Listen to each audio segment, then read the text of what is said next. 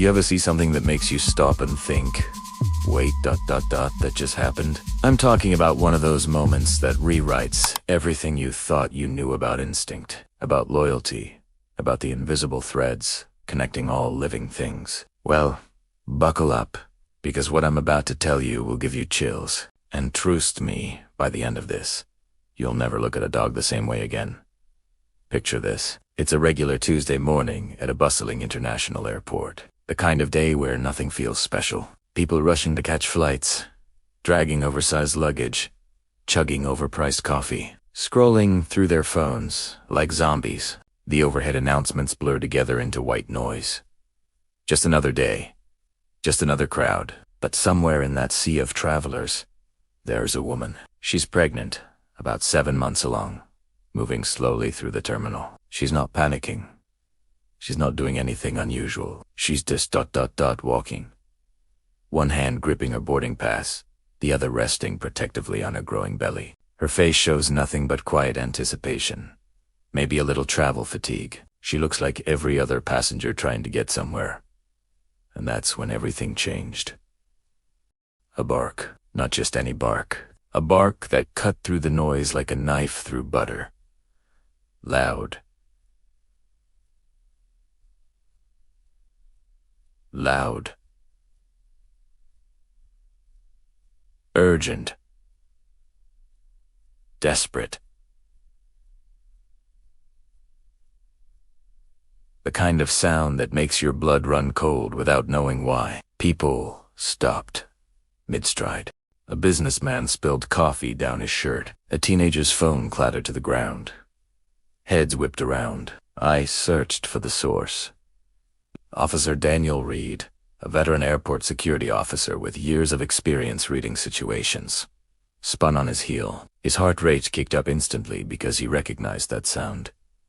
That was his partner. That was Rex. Now, Rex wasn't your average German shepherd. This dog was a legend in his own right, trained to detect explosives, narcotics, even locate missing persons in collapsed buildings. Rex had a nose that could pick up a single grain of contraband in a warehouse full of cargo. He'd saved lives before, stopped threats, protected the innocent. He was calm, professional, focused. Rex didn't bark like this. Not ever. But now,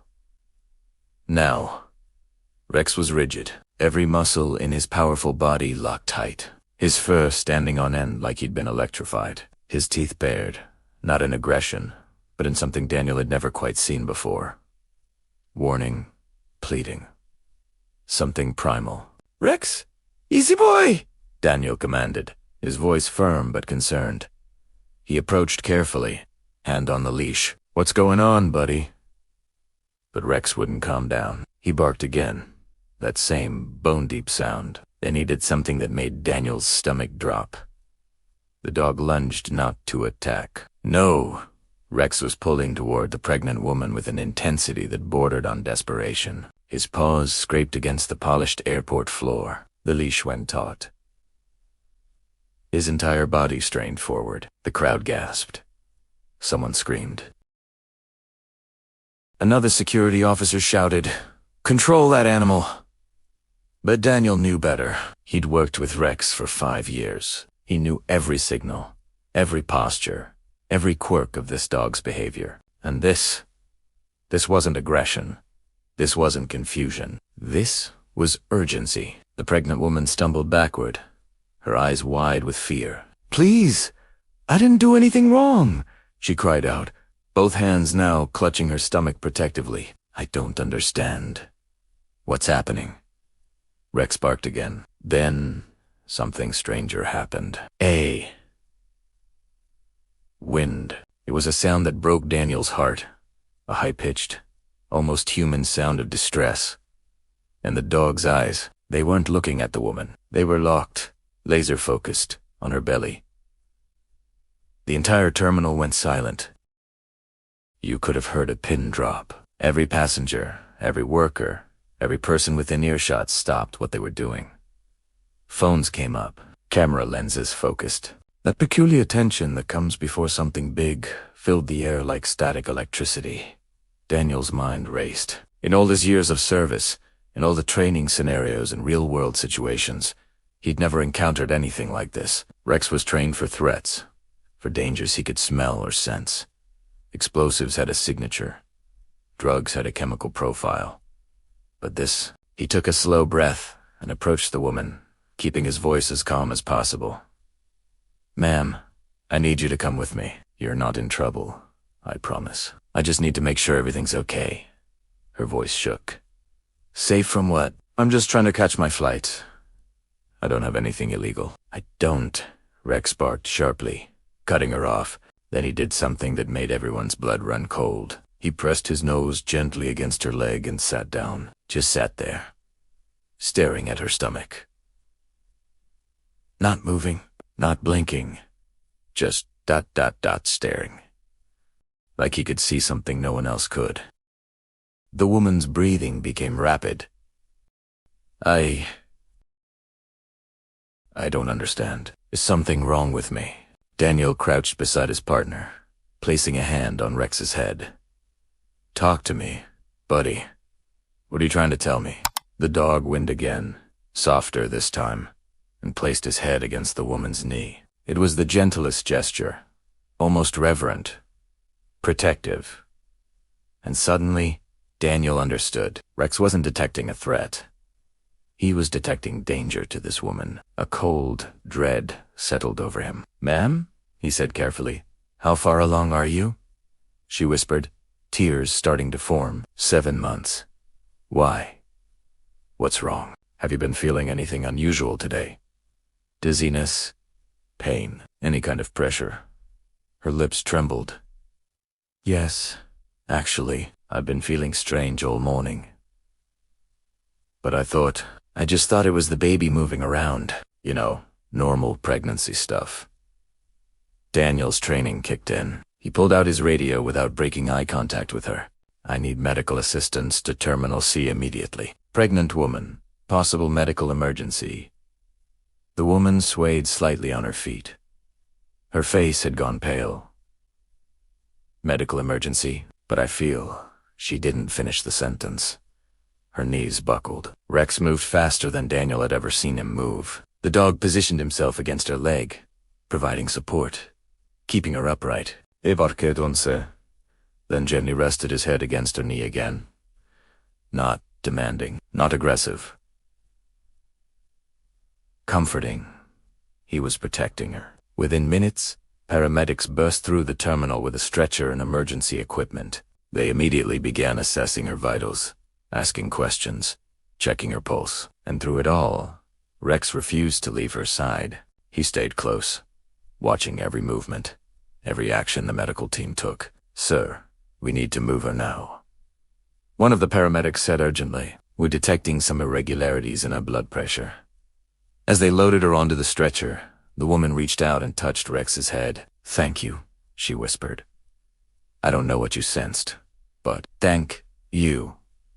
I am Maralu." Rex licked her hand gently, then watched as they wheeled her away toward the airport's medical facility. Only when Daniel gave the command did the dog finally step back, though his eyes never left the direction they'd taken her on Over Paseda. Daniel paced in the corridor outside the medical unit, Rex sitting alertly beside him. Other officers came by, asking questions. Passengers whispered and pointed, but Daniel barely noticed any of it. His mind kept replaying Rex's reaction, that desperate bark, those knowing eyes.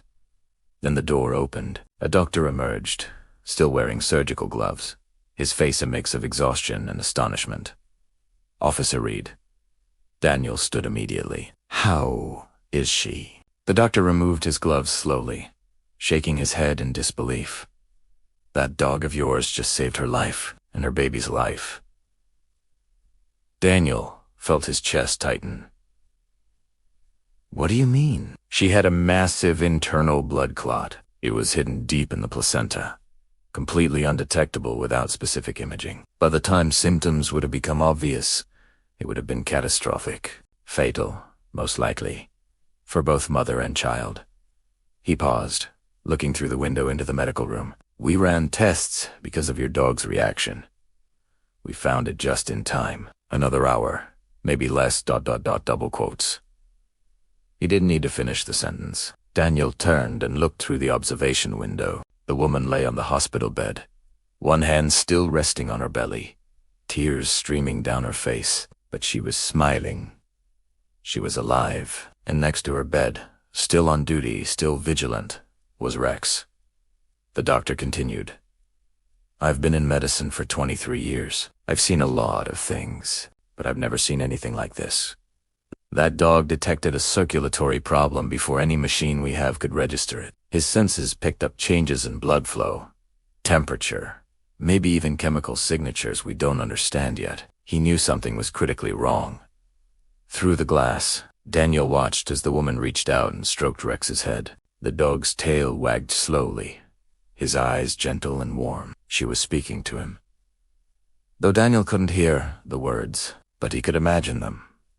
You knew, didn't you? You were trying to warn them. Rex pressed his nose against her hand, then carefully, so carefully, against her belly, as if listening, as if checking on the life inside. And then Daniel saw it. A small movement beneath the woman's hospital gown. A kick. The baby, responding to Rex's touch. The lump in Daniel's throat made it hard to breathe. He'd worked with Rex for years. They'd been through training together, dangerous situations together. They'd found missing children in forests, detected explosive devices in crowded spaces, prevented countless tragedies. Daniel had always known Rex was exceptional. But this transcended training. This was something deeper, something that touched on the miraculous. When they finally left the medical facility an hour later, Daniel knelt beside his partner in the empty corridor. You didn't just save one life today, Rex, he said quietly, scratching behind the dog's ears. You saved two. You listened to something the rest of us couldn't hear. You saw something we couldn't see. Rex looked up at him, ears perked forward, eyes bright and proud. Then he gave one sharp bark, as if to say, that's what partners do. Daniel smiled, despite the emotion threatening to overwhelm him. You know something? I always thought I was the one taking care of you. Training you, guiding you, but maybe I've had it backward this whole time. Maybe you're the one teaching me. They walked back into the terminal together. Life had resumed its normal pace. Flights boarding, announcements echoing, travelers rushing past with their carry-ons and coffee cups. To everyone else, it was just another day at the airport. But Daniel Reed would never see it the same way again. Because today, he'd witnessed something that shattered every assumption he'd held about instinct, about awareness, about the incredible capabilities of the four-legged partner walking beside him. 3 weeks later, Daniel received a letter. It was handwritten, the paper slightly wrinkled like it had been held many times. Inside was a photograph. The woman from the airport, now out of the hospital, sitting in a nursery. She was holding her newborn baby, healthy and perfect, and written on the back of the photo were just 4 words. We named her Hope. Daniel pinned that photo on his locker. Every day before his shift, he looked at Italiano. And every day, he was reminded that sometimes the greatest heroes don't wear uniforms or badges. Sometimes they don't even speak our language. Sometimes they communicate in barks and whines and protective nudges. Sometimes they save lives, not because they're trained to, but because something deeper guides them. Something we'll probably never fully understand. Look, I know this story sounds almost too incredible to be true, but it happened, and it's a reminder of something we often forget in our busy, technology-driven lives. We share this world with creatures whose senses and instincts far exceed our own. Animals that can detect diseases, predict earthquakes, sense danger before it manifests. They experience reality in ways we can barely imagine. Rex didn't perform a miracle that day in the airport. He simply did what he was designed to do. He sensed something wrong and refused to ignore it. He trusted his instincts completely, even when it meant going against protocol.